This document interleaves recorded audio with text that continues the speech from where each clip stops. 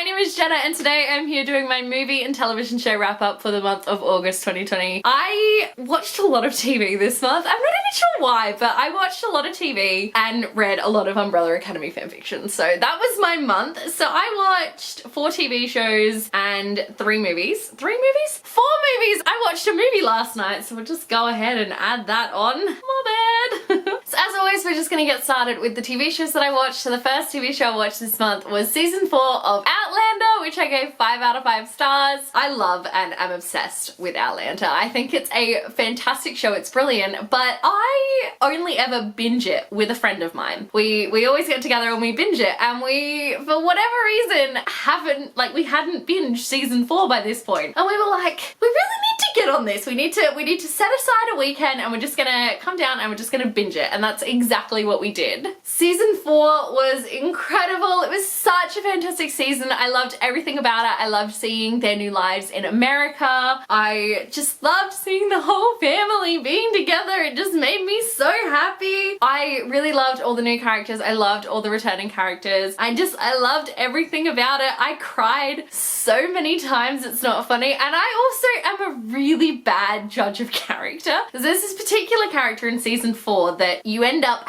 hating. And from the very first episode, I was looking and I was like, this character's going to be important. I really like this character. And then by the end of the episode, I'm like, no, I still kind of like them. Like, it's fine. And my friend's just looking at me going, Jenna, no, you can't like this character. They're a terrible, terrible person. And then further into the season, I admitted I was wrong. And yes, this person is terrible. But like, to begin with, it's a thing. Loved season 4. Highly recommend it. Also, I'm not even a dog person, but there's a dog in this season and he's the best dog ever. So, I just love it. Then I watched season 5 of Outlander, which I also gave 5 out of 5 stars. We weren't going to. We were only going to watch season 4 because season 4 was all that was on Netflix at the time. But if any of you have seen season 4, you know that it ends on a biggest cliffhanger. Anyway, we ended season 4, I think around 8 or 9 o'clock on Saturday night. I think I had to leave around 5 o'clock the next day. So my friend sort of looked at me and she's like, it's on iTunes. Should I just buy season 5 on iTunes? And I went, yeah, I think you should. So she bought season 5 and we watched it. And this one was a real emotional roller coaster. And I didn't really know how I felt about it when the season first started. So it was a really different season to begin with, but I can confirm that it was brilliant and fantastic and really did live up to the rest of the seasons. I actually think this one could be the most powerful season that the show has had so far because of the storylines that it explored and sort of what was going on. But either way, it was magnifique and I loved it. I loved it so much, and I want season 6 to hurry up and come out, and I want the 9th book to hurry up and come out as well so that it can be done so that we can get all 9 seasons of the show. It's what I want. The second TV show that I watched this month, I rewatched season 1 of the Umbrella Academy, which I gave 5 out of 5 stars. I love everything about this show, and it's funny because I watched Umbrella Academy last year back when it first came out, and I loved it and I thought it was brilliant, and then I just sort of forgot about it. Well, I didn't forget about it. I never went back and rewatched it. Like, I just didn't do anything with it. And then of course season 2 was coming and I was watching all the trailers for season 2 going, you know what, I really like this show. So I rewatched season 1 and just fell in love with it all over again. I forced my parents to watch it. I forced my sister to watch it. Forced my grandparents to watch it. Found out my cousin is watching it because of me. So my bad there, but it's so good. I loved it and I loved rewatching it. And then I watched season 2 of the Umbrella Academy, which I also gave 5 out of 5 stars. I set aside 2 evenings for me to binge, so I binged the first 4 episodes, then I binged the remaining 6. I think this was better than season 1. I did struggle a little bit to begin with. The first couple of episodes, I was really sort of unsure about how I felt because it was quite different from season 1 in that the family weren't sort of together until like episode 4 or something. So I sort of was like, I don't know how I feel about this. Everyone had told me season 2 was better because I watched it like a good week later and I was like, oh, I don't really know how to feel. I don't know if it's better. And then they all got together and I went, yes! Yes, it is better. And I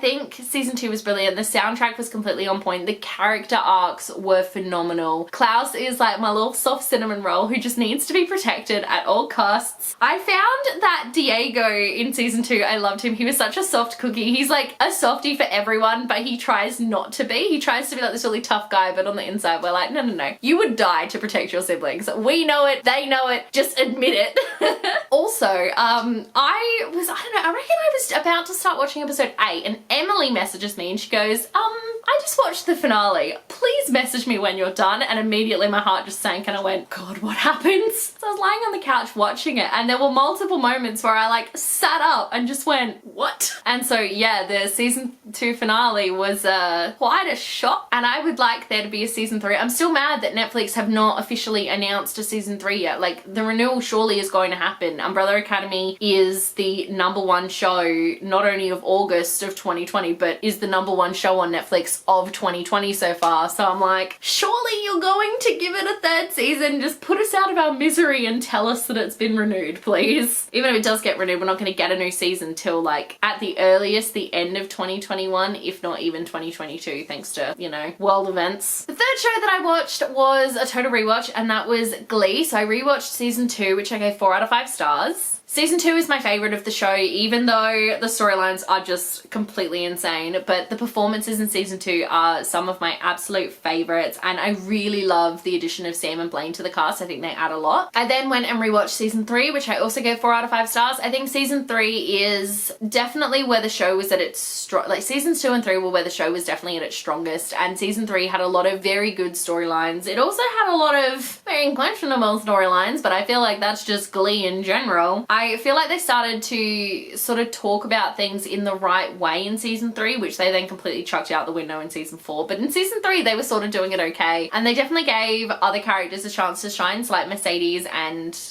Santana and Brittany when they went to join the Troubletones, because I think the show, I struggle with it always being Rachel who gets the solos. Because yes, okay, Rachel is talented, but she's not the most talented person and she's not the only talented one in that room. So I struggle with that. And the season 3 performances are really great as well. I then rewatched season 4, which I also gave 4 out of 5 stars, so you can sue me all you like, but I actually really do enjoy season 4. I love the new kids. I really do love the newbies in season 4. I think they're fantastic. I just don't think they were given a chance to grow and to shine, but I really loved them. I think some of the group performances in season 4 are actually better than the original New Directions, just because Rachel's not in them. And I do think this season it attempts to talk about some really important storylines. Like there's a storyline with a school shooting where it's done not fantastically, but it is done relatively well. There's a lot of talk about Ryder having dyslexia, and then Ryder and Kitty both confide in each other that they were both molested when they were younger. So I think that they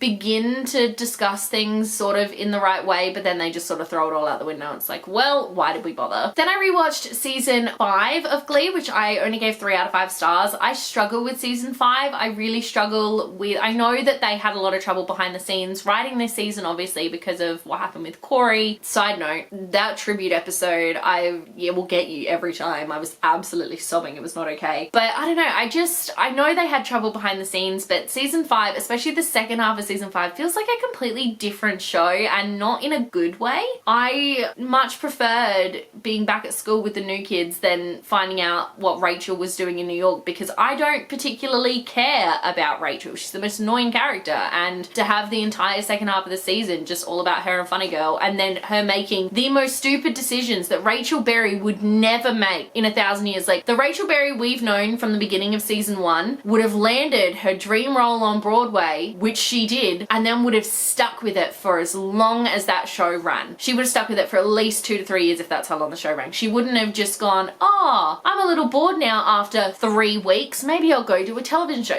No way in hell. The Rachel that we've known from season 1 would never have done that in a million years, so I struggled. I'm also really mad that the New Directions don't win nationals in season 5. Like, I know for the story they couldn't because they wanted the Glee Club to be over so they could shift everything to New York, but their set list was incredible and they killed it. Having those 4, having Blaine, Tina, Sam and Artie take the lead was just brilliant and fantastic, and they should have won. They should have won, and the newbies should have been kept around. They never should have been up to series regulars to then be dropped in the middle of their contracts. That should just never have happened. So I have a lot of issues with season 5. The majority of my issues are like behind the scenes stuff, which I know they couldn't help, but I just get really mad about the fact that they did. They just dropped everybody. And then when we get to season 6, they're just sort of, apart from Kitty, who is still there, everyone else is just sort of never mentioned again. Like, what was the point of making us get to know these characters and fall in love with these characters if you were then just going to throw them out the window and not ever mention them again? And then the last TV show that I watched was another rewatch, and that was The Sweet Life on Deck season 3, which I gave 4 out of 5 stars. I really love this series. This was my lunchtime watching series, and I really love it. I think it's really cute. The twins are great. The supporting cast is great. The storylines are hilarious, and it's just a fun show to put on for half an hour when you have your lunch break and you just need to think about something that doesn't work. I really do think they wrapped everything up brilliantly though, and once again I ended up crying in the series finale. I find Disney Channel does that really well in that it's like, this is a sitcom but you're going to feel things. So that's for all the TV shows, so we're going to move straight onto the movies that I watched. So the first movie that I watched was a rewatch, and that was the Sweet Life movie, which I gave 2 out of 5 stars. Disney gave us Sweet Life on Deck and Sweet Life with Zack and Cody, which are 2 brilliant, fantastic shows. Twins are great, everything's awesome. And then they give us the Sweet Life movie, which is utter garbage. And I'm like, we got gypped, guys. Sure, we got 2 TV shows, but we got gypped with the movie. The movie was shocking. The plot is laughable. Apart from Zack and Cody, the other characters are just kind of there. Like, and they're not even there much at all.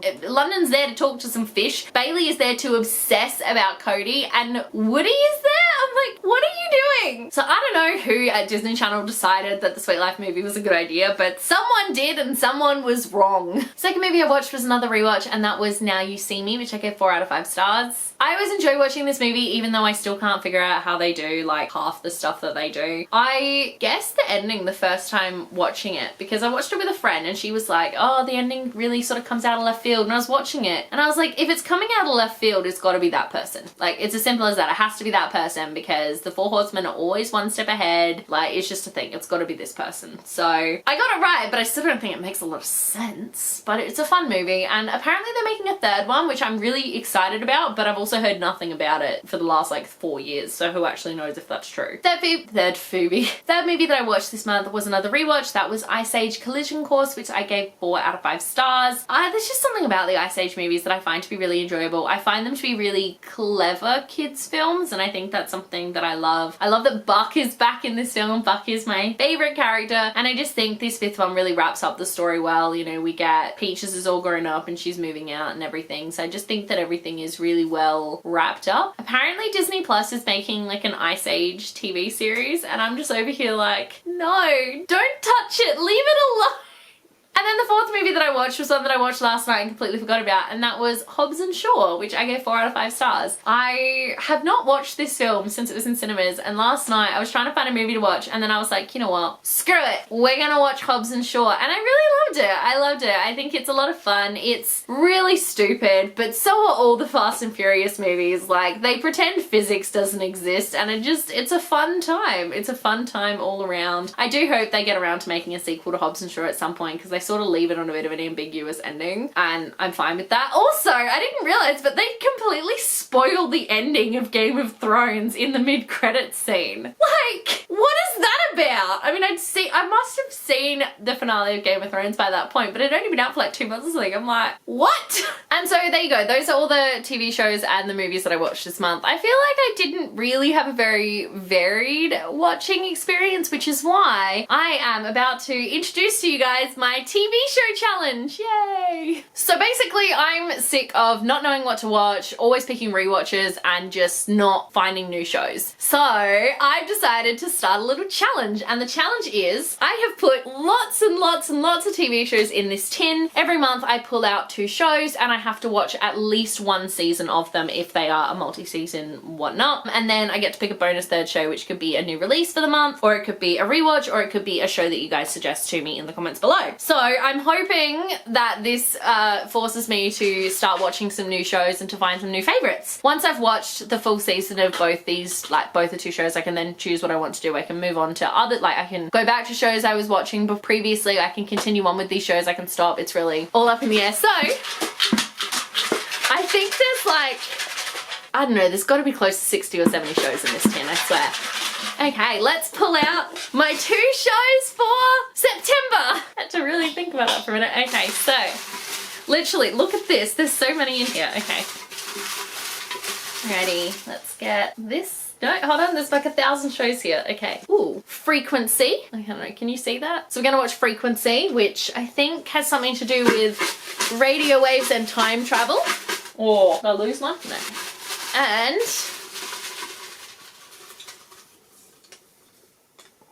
ooh, and the Frankenstein Chronicles.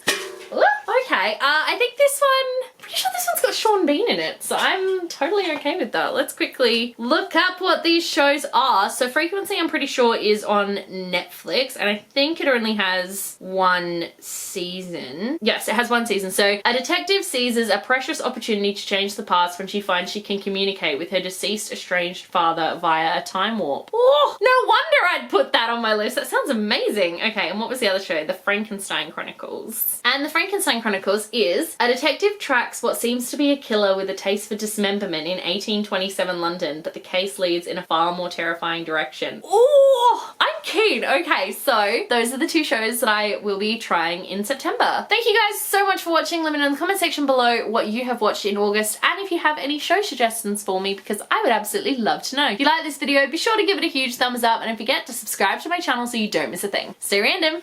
Bye.